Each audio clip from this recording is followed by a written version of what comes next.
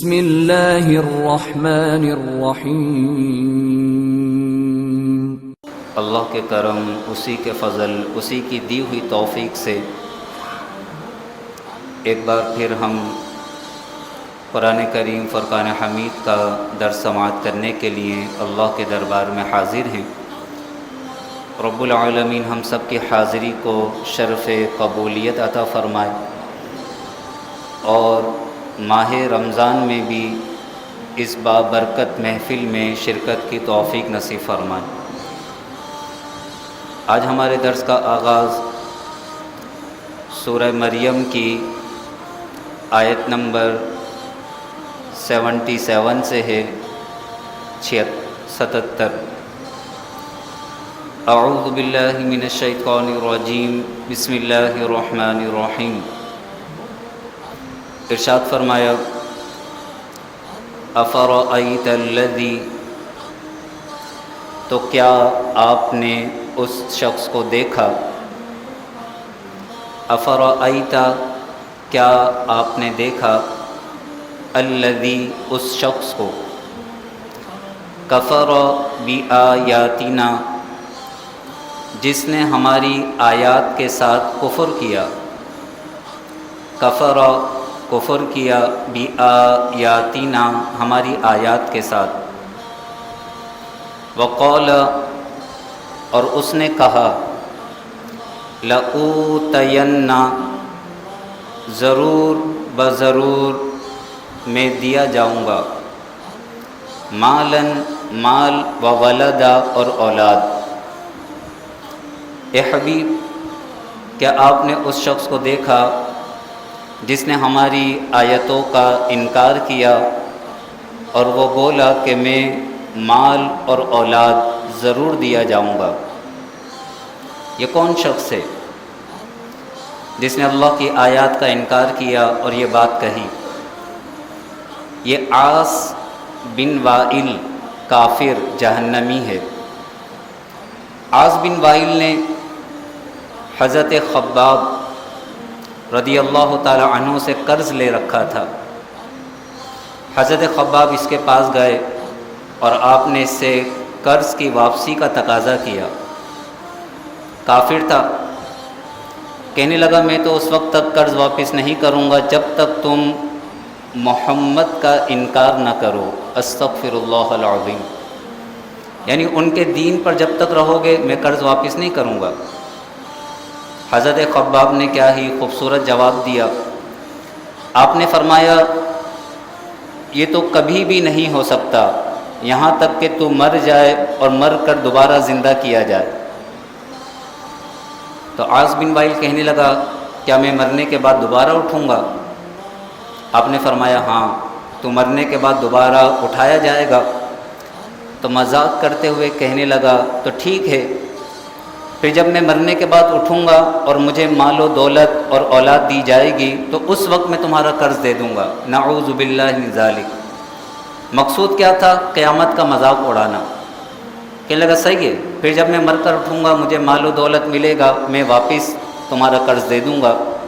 تو اللہ تبارک و تعالی نے اس کی مذمت میں یہ آیات نازل فرمائیں اور ارشاد فرمایا، اے حبیب کیا آپ نے اس شخص کو، عاص بن وائل کو دیکھا جو ہماری آیات کا انکار کرتا ہے، یعنی اللہ کی آیات کا مذاق اڑاتا ہے، قیامت کا مذاق اڑاتا ہے، اور جب اس سے قرض کا تقاضا کیا جائے تو کہتا ہے لَأُوتَيَنَّ مَالًا وَوَلَدًا، کہ میں ضرور مال اور اولاد دیا جاؤں گا، یعنی کل بروز قیامت مجھے مال اور اولاد ملے گا تو میں تیرا قرض واپس کر دوں گا۔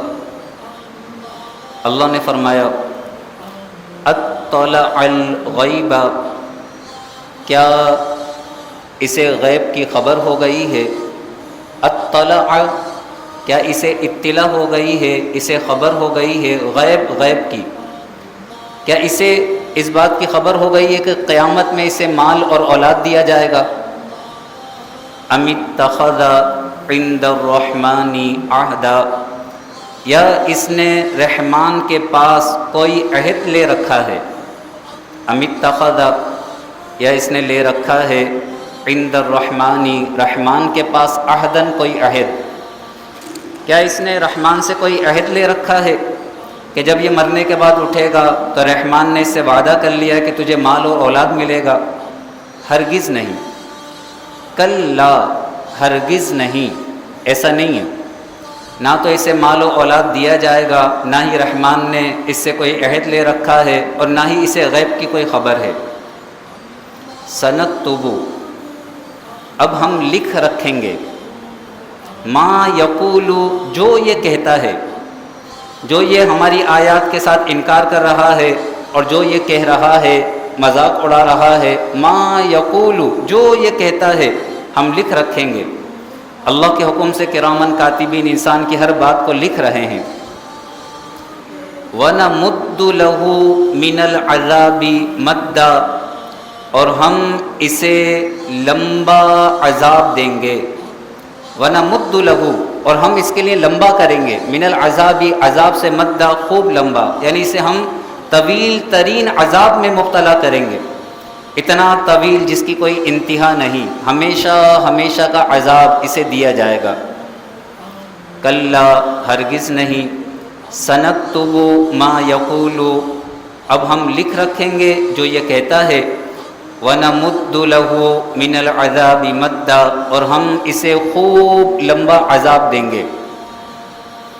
وَنَرِثُهُ، اور ہم ہی وارث ہیں۔ نرث، ہم وارث ہیں، اور قرآن میں جہاں پر بھی یہ آتا ہے کہ اللہ وارث ہے تو وہاں مراد ہوتا ہے اللہ مالک ہے۔ سب کچھ فنا ہو جائے گا، اللہ کے سوا کوئی نہیں ہوگا، اور ساری چیزوں کا مالک، حقیقی مالک اللہ ہی ہے۔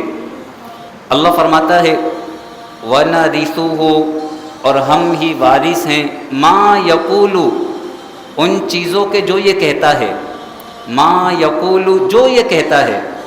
یہ کہتا ہے کہ مجھے مال اور اولاد دیا جائے گا، نہیں، اس کی اولاد ہے، اس کا مال ہے، در حقیقت اس کے مال، اس کی اولاد، اس کے ایک ایک چیز کے مالک ہم ہی ہیں۔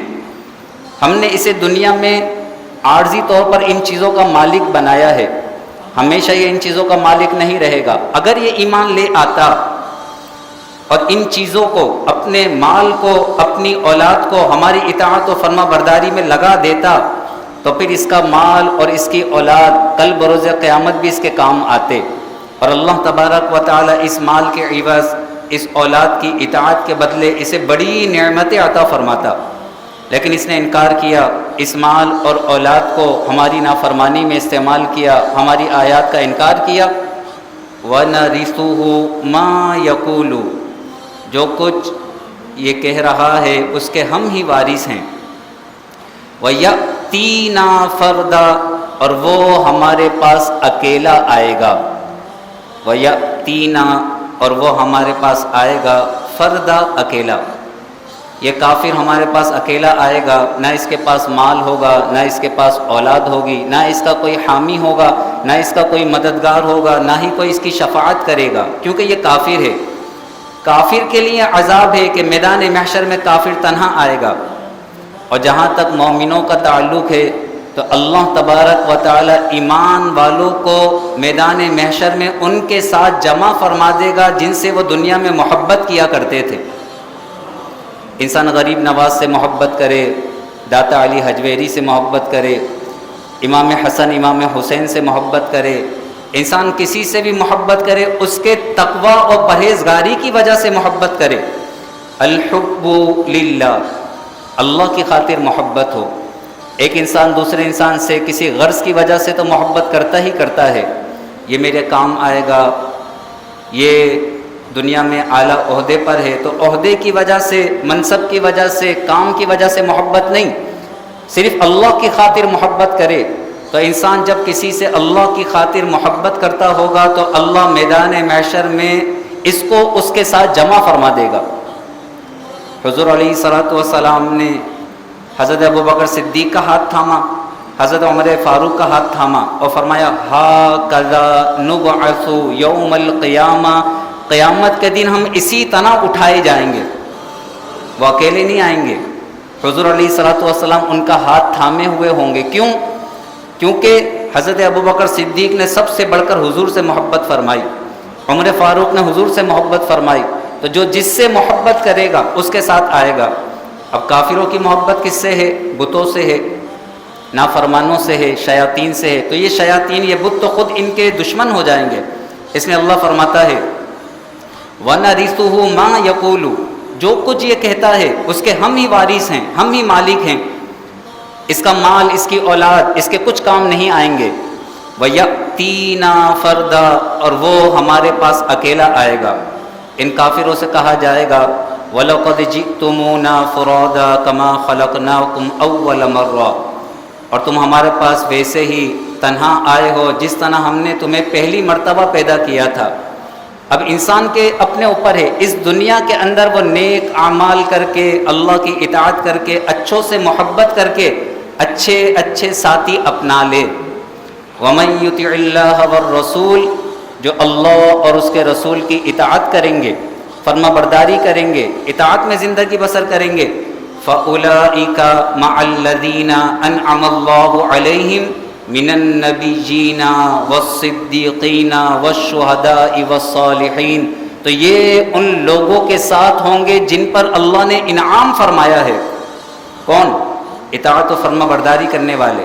صرف زبانی دعویٰ بھی کافی نہیں ہے، جو اللہ اور اس کے رسول کے مطیع اور فرما بردار ہیں، اللہ اور اس کے رسول کی اطاعت کرنے والے ہیں، وہ انبیاء کے ساتھ ہوں گے، صدیقین کے ساتھ ہوں گے، شہداء کے ساتھ ہوں گے، نیک لوگوں کے ساتھ ہوں گے۔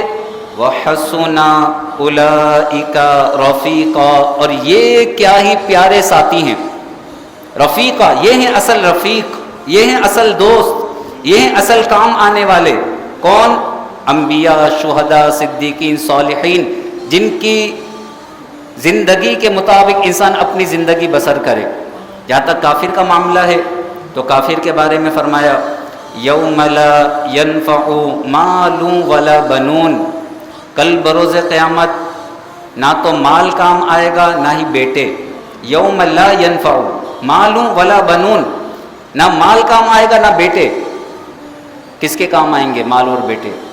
الا من اتى الله بقلب سلیم، ہاں مگر جو سلامتی والا دل لے کر حاضر ہوا، جس کے دل میں نور ایمان ہوگا، تقوی اور پرہیزگاری ہوگی، جس نے اپنا مال، اپنی اولاد اللہ کی اطاعت و فرما برداری میں استعمال کی ہوگی۔ فرمایا جو اپنا سلامتی والا دل اللہ کے دربار میں لے کر آئے گا، اس کا مال اور اس کی اولاد اس کے کام آئیں گے۔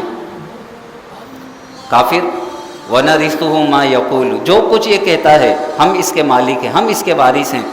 وَيَأْتِينَا فَرْدًا، اور وہ ہمارے پاس تنہا آئے گا۔ وَاتَّخَذُوا مِن دُونِ اللَّهِ آلِهَةً، اور انہوں نے اللہ کے سوا بہت سے خدا بنا لیے ہیں۔ آلِہہ الہن کی جمع ہے، بہت سے خدا۔ وَاتَّخَذُوا، انہوں نے بنا لیے، من دون اللہ، اللہ کے سوا، آلہتن، بہت سے خدا۔ انہوں نے بہت سے معبود، بہت سے خدا تراش لیے ہیں، انہیں اپنا معبود سمجھ لیا ہے۔ لِيَكُونُوا لَهُمْ عِزًّا، تاکہ وہ جھوٹے معبود ان کے مددگار بن جائیں۔ یہ بتوں کو اپنا معبود کہتے تھے، اور جب ان سے کہا جاتا اللہ کے عذاب سے ڈرو تو کہتے تھے اگر اللہ ہمیں عذاب دینا چاہے گا تو ہمارے بلند و بالا معبود ہمیں اللہ کے عذاب سے بچا لیں گے۔ وَاتَّخَذُوا مِن دُونِ اللَّهِ آلِهَةً لِيَكُونُوا لَهُمْ عِزًّا، اور انہوں نے اللہ کے سوا بہت سے خدا بنا لیے ہیں تاکہ وہ ان کے مددگار ہو جائیں، ان کے سفارشی بن جائیں، ان کی شفاعت کرنے والے بن جائیں۔ کلا، ہرگز نہیں، یہ باطل معبود، یہ پتھر، سونے، چاندی، لوہے کے بت، یہ تو خود حرکت بھی نہیں کر سکتے، یہ تو خود بنائے گئے ہیں، یہ دوسرے کی مدد کیا کریں گے؟ کلا، ہرگز نہیں۔ سَيَكْفُرُونَ بِعِبَادَتِهِمْ، عن قریب وہ ان کی عبادت کے منکر ہو جائیں گے۔ سَيَكْفُرُونَ، یہ بت جن کی یہ عبادت کر رہے ہیں وہ خود انکار کریں گے، بِعِبَادَتِهِمْ، ان کی عبادت کا۔ اللہ ان بتوں کو بولنے کی طاقت عطا فرمائے گا۔ کل بروز قیامت یہ بت کہیں گے کہ ہمیں تو ان کے پوجنے کی خبر تک نہیں تھی کہ یہ ہمیں پوج رہے ہیں، ہم نے انہیں نہیں کہا تھا کہ یہ ہماری عبادت کریں۔ وہ خود ان کے دشمن ہو جائیں گے، وہ بت ان کے خلاف گواہی دیں گے۔ قرآن فرماتا ہے کلا، ہرگز نہیں۔ سَيَكْفُرُونَ بِعِبَادَتِهِمْ، عن قریب وہ ان کی عبادت کے منکر ہو جائیں گے، وہ خود انکار کریں گے۔ وَيَكُونُونَ عَلَيْهِمْ ضِدًّا، اور وہ خود ان کے خلاف ہو جائیں گے، ضد ضد ان کے مخالف، وَيَكُونُونَ عَلَيْهِمْ ضِدًّا، وہ خود ان کے مخالف ہو جائیں گے، بت ان کے خلاف گواہی دیں گے۔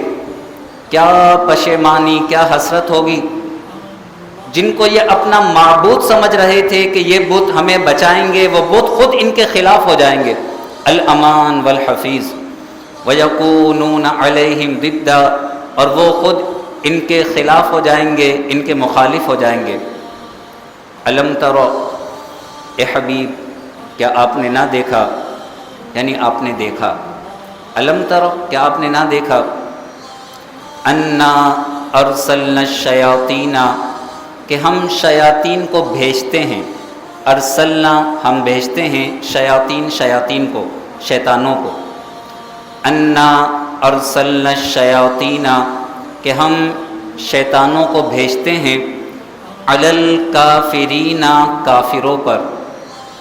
کافر جو رب کے منکر ہیں، رب کا انکار کرتے ہیں، ان پر شیطانوں کو مسلط کر دیا جاتا ہے، شیطان ان پر مسلط ہو جاتے ہیں، اور پھر شیطان کیا کرتے ہیں، تَعُزُّهُمْ عَزًّا، وہ ان کافروں کو خوب ابھارتے ہیں، تَعُزُّ ابھارنا، تَعُزُّهُمْ عَزًّا، وہ ان کافروں کو خود ابھارتے ہیں۔ کس چیز پر ابھارتے ہیں؟ گناہوں پر، کفر و شرک پر، نافرمانیوں پر۔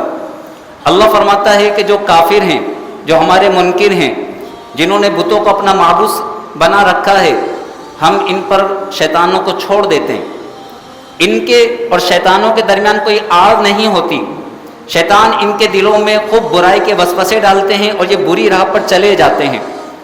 اب دیکھیں کیا انسانی عقل اس بات کا گمان کر سکتی ہے کہ وہ اپنے ہاتھ سے مٹی سے ایک بت بنائے، اور پھر عقل یہ کہے کہ یہ جو میں نے ابھی مٹی سے بت بنایا ہے یہ میرا معبود ہے؟ کوئی بھی تھوڑی سی بھی عقل رکھنے والا شخص اپنے ہاتھ سے بنائی ہوئی چیز کو اپنا خالق نہیں کہہ سکتا، اپنا معبود نہیں کہہ سکتا، تو پھر یہ کافر اپنے ہاتھوں سے بنائی ہوئی چیزوں کو اپنا معبود کس طرح کہہ دیتے ہیں؟ تو بات اصل میں یہ ہے کہ جب یہ رب کا انکار کرتے ہیں، اس کی اطاعت سے دور ہو جاتے ہیں، نافرمانی کرتے ہیں، تو پھر ان کے ذہن شیطانوں کے قبضے میں چلے جاتے ہیں، ان کے ذہن شیطانی ذہن ہو جاتے ہیں، شیاطین انہیں نافرمانیوں پر ابھارتے ہیں، اور پھر یہ خود بھی گناہ کرتے ہیں اور دوسروں کو بھی گناہوں کی دعوت دیتے ہیں، یہ خود شیطان بن جاتے ہیں۔ اللہ فرماتا ہے الم ترو، کیا آپ نے نہ دیکھا، انا ارسلنا الشیاطین علی الکافرین، کہ ہم شیطانوں کو کافروں پر بھیجتے ہیں، تَعُزُّهُمْ عَزًّا، وہ انہیں خوب ابھارتے ہیں نافرمانی پر، گناہوں پر۔ اس کے مقابلے میں جو مومن ہوتے ہیں، مومن جن کے دل میں اللہ کی یاد ہوتی ہے، جو ذکر الہی کرنے والے ہوتے ہیں، شیطان اگر انہیں کوئی وسوسہ ڈالتا ہے اور یہ برائی کی طرف جانے لگتے ہیں تو فوراً اللہ کی طرف سے ان کی نگاہیں کھل جاتی ہیں، یہ توبہ کرتے ہیں اور اللہ کی بارگاہ میں جھک جاتے ہیں۔ ان الذین اتقوا، بے شک جو متقی پرہیزگار ہیں، اذا مسهم طائف من الشیطان، جب انہیں شیطان کی طرف سے کوئی وسوسہ پہنچتا ہے، کوئی ٹھیس پہنچتی ہے، تذکروا، اسی وقت ان کی آنکھیں کھل جاتی ہیں، تذکروا، یہ فوراً نصیحت حاصل کرتے ہیں، فاذا هم مبصرون، اسی وقت ان کی آنکھیں کھل جاتی ہیں اور یہ شیطان کے وسوسوں سے اللہ کی پناہ طلب کرتے ہیں، یہ فوراً کہتے ہیں اعوذ باللہ من الشیطان الرجیم، تو اللہ کی پناہ طلب کرتے ہی شیطان ان سے دور ہو جاتا ہے، شیاطین اور ان کے درمیان اللہ کی پناہ کی آڑ آ جاتی ہے۔ لیکن کافر وہ تو اللہ پر ایمان رکھتے ہی نہیں ہیں، ان کے دل میں جب وسوسے آتے ہیں گناہوں کے تو وہ معاذ اللہ نہیں کہتے، وہ اعوذ باللہ نہیں کہتے، وہ اللہ کی پناہ طلب نہیں کرتے، تو پھر شیاطین انہیں خوب گناہوں پر ابھارتے ہیں۔ اللہ تبارک و تعالی ہمیں نفس و شیطان کی شرارتوں سے محفوظ فرمائے، اللہ ہمیں ہمیشہ ہمیشہ اپنی پناہ نصیب فرمائے۔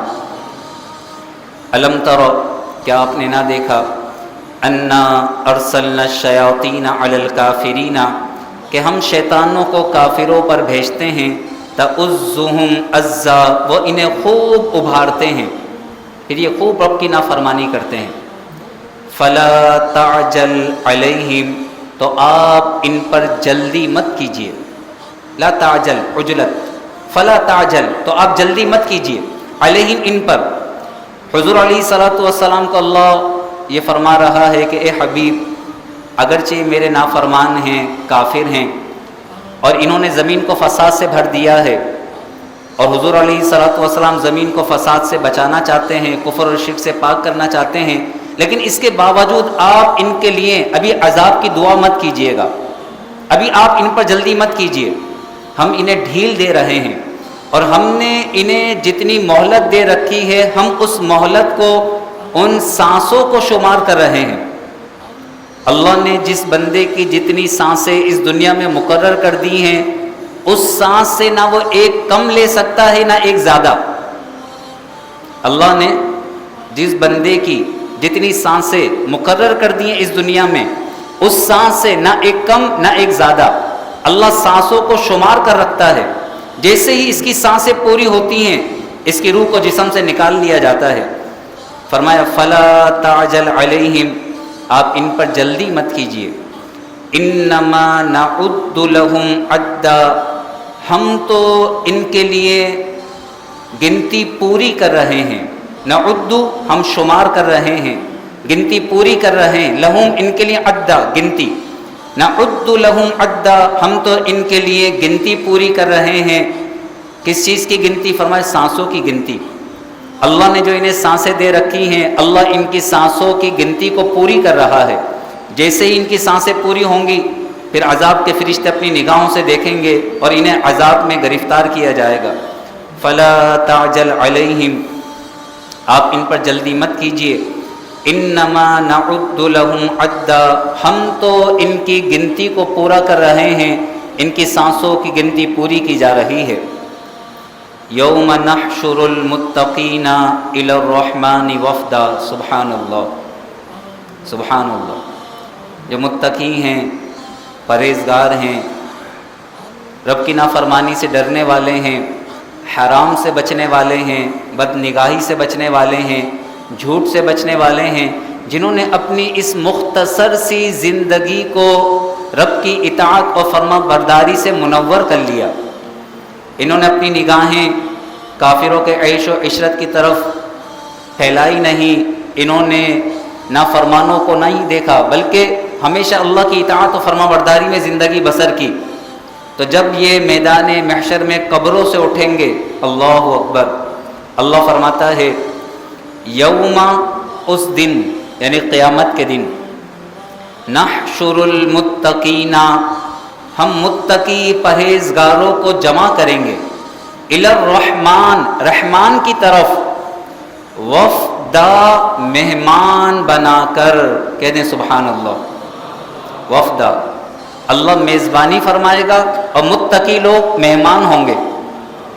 متقی لوگ مہمان ہوں گے، متقی لوگ، پرہیزگار لوگ مہمان ہوں گے، جنہوں نے حرام نہیں کھایا ہوگا، جنہوں نے سود نہیں کھایا ہوگا، جنہوں نے جھوٹ نہیں بولا ہوگا، جنہوں نے اطاعت و فرما برداری کی ہوگی، نمازوں کی پابندی کی ہوگی، جنہوں نے اپنے دل میں تقوی اور پرہیزگاری کو اپنایا ہوگا. متقی پرہیزگار لوگ. یوم نحشر المتقین الی الرحمن وفدا، جس دن ہم پرہیزگار لوگوں کو رحمان کی طرف مہمان بنا کر جمع فرمائیں گے. وفدا. فرمایا گیا کہ متقی پرہیزگار جب قبر سے اٹھیں گے، ویسے تو میدان محشر میں کافروں کو بالوں سے پکڑ کر، ٹانگوں سے پکڑ کر گھسیٹ کر لے جایا جائے گا، لیکن جو متقی پرہیزگار لوگ ہوں گے، جب یہ میدان محشر میں آئیں گے تو میدان محشر میں اللہ کی طرف سے ان کے لیے جنتی اونٹوں کی سواریاں ہوں گی، جن کے کجاوے سونے کے ہوں گے، اور یہ اونٹوں کا جو رنگ چاہیں گے اونٹ وہ رنگ اختیار کریں گے، اور یہ میدان محشر میں ان اونٹوں کی سواری پر سوار ہو کر اللہ کے دربار میں لے جائے جائیں گے. کون؟ متقی پرہیزگار. متقی پرہیزگار. بار بار قرآن یہ کہتا ہے، جس نے اللہ کے خوف کی وجہ سے گناہوں بھری زندگی کو چھوڑ دیا، اللہ کی اطاعت و فرما برداری میں زندگی بسر کی، حرام کو ٹھکرا دیا، حلال کو اپنایا، اللہ اس کی میزبانی فرمائے گا، یہ اللہ کے مہمان بنا کر میدان محشر میں لائے جائیں گے۔ ایک حدیث میں فرمایا گیا مومن بندہ جب قبر سے اٹھے گا تو یہ دیکھے گا کہ قبر کے باہر میدان محشر میں ایک انتہائی حسین و جمیل شکل میں کوئی موجود ہے جس سے بڑی خوبصورت خوشبو مہک رہی ہے۔ یہ پوچھے گا تو کون ہے؟ وہ کہے گا میں تیرا عمل ہوں، میں تیرا عمل ہوں جو دنیا میں تجھ پر سوار رہا۔ انسان کو اپنے اوپر سوار کرنا ہے تو نیکیوں کو سوار کرے، نیک اعمال کو سوار کرے۔ وہ کہے گا میں تیرا نیک عمل ہوں جو دنیا میں تجھ پر سوار رہا، آج میں تیری سواری بنوں گا تو مجھ پر سوار ہو جا۔ کون؟ نیک اعمال۔ اللہ نیک اعمال کو شکلیں عطا فرمائے گا، نیک اعمال انتہائی خوبصورت شکل میں آئیں گے اور اسے سکون پہنچائیں گے، اور جو برے اعمال ہیں انتہائی خوفناک شکل میں آئیں گے اور اسے ڈرائیں گے۔ اللہ فرماتا ہے یوم نحشر المتقین الی الرحمن وفدا، جس دن ہم متقی پرہیزگار لوگوں کو رحمان کی بارگاہ میں مہمان بنا کر جمع کریں گے۔ وَنَسُوقُ الْمُجْرِمِينَ، اور مجرموں کو ہانکیں گے، ہانکیں گے۔ نسوق جیسے جانوروں کو ہانکا جاتا ہے، وَنَسُوقُ الْمُجْرِمِينَ، اور مجرموں کو ہانکیں گے، إِلَى جہنم، جہنم کی طرف، وِرْدًا، پیاسا، انتہائی شدت کی پیاس کے ساتھ کافروں کو جہنم کی آگ کی طرف گھسیٹ کر لے جایا جائے گا۔ وہ جانا نہیں چاہیں گے، چلائیں گے، چیخیں گے، لیکن انہیں گھسیٹ کر جہنم کی طرف لے جایا جائے گا اور پھر جہنم میں پھینک دیا جائے گا۔ پیاس کی شدت سے کھولتا ہوا پانی پلایا جائے گا، کھولتا ہوا پانی جیسے ہی منہ کے قریب کیا جائے گا، کھالے جل کر اس پیالے میں گر جائیں گی۔ شدت پیاس کی وجہ سے پانی پئیں گے، پیٹ میں جو کچھ ہے سب کچھ نکل کر نیچے آ جائے گا، الامان والحفیظ، پھر ویسے ہو جائیں گے، پھر عذاب دیا جائے گا۔ وہ عذاب انسان بیان نہیں کر سکتا۔ عقل مند دانا سمجھدار کون ہے؟ جو اس مختصر سی فانی دنیا، مختصر سی، کب ہماری سانسوں کی گنتی پوری ہو جائے، ضروری نہیں بڑھاپا آئے گا اور پھر بڑھاپے کے بعد ہماری موت آئے گی، نہیں، یہ سانسوں کی گنتی کب پوری ہو جائے، انما نعد لهم عدا، یہ سانسوں کی گنتی پوری کی جا رہی ہے، سانسوں کی گنتی۔ جیسی سانسوں کی گنتی پوری ہوگی انسان اس دنیا سے رخصت ہو کر عالم برزخ میں داخل ہو جائے گا۔ پھر عالم برزخ کے معاملات ہیں قیامت تک، پھر عالم برزخ سے نکال کر میدان محشر میں لایا جائے گا۔ پھر 50,000 سال کا دن ہے میدان محشر کا، پھر 50,000 سال کے بعد یا تو جنت یا دوزخ۔ فیصلہ ہمارے ہاتھ میں ہے، فیصلہ ہمارے ہاتھ میں، ابھی تک ہمارے ہاتھ میں ہے۔ ہم سچی پکی توبہ کریں، نمازوں کی پابندی کریں۔ فرمایا گیا جو 5 نمازیں پابندی سے ادا کرتا ہے ان کے حق کو ہلکا نہیں سمجھتا کہ کبھی پڑھا کبھی نہیں پڑھا، اور نمازوں کو اہمیت دیتا ہے۔ جو 5 نمازیں پابندی سے ادا کرے ان کے حق کو ہلکا نہ سمجھے، انہیں ضائع نہ کرے، تو اللہ کے ذمہ کرم پر یہ عہد ہے کہ اللہ اسے جنت میں داخل فرمائے گا۔ اللہ تبارک و تعالی مجھے بھی آپ کو بھی تقوی اور پرہیزگاری نصیب فرمائے۔ اللہ متقی لوگوں کی صحبت اختیار کرنے کی توفیق نصیب فرمائے۔ وآخر دعوانا ان الحمد للہ رب العالمین۔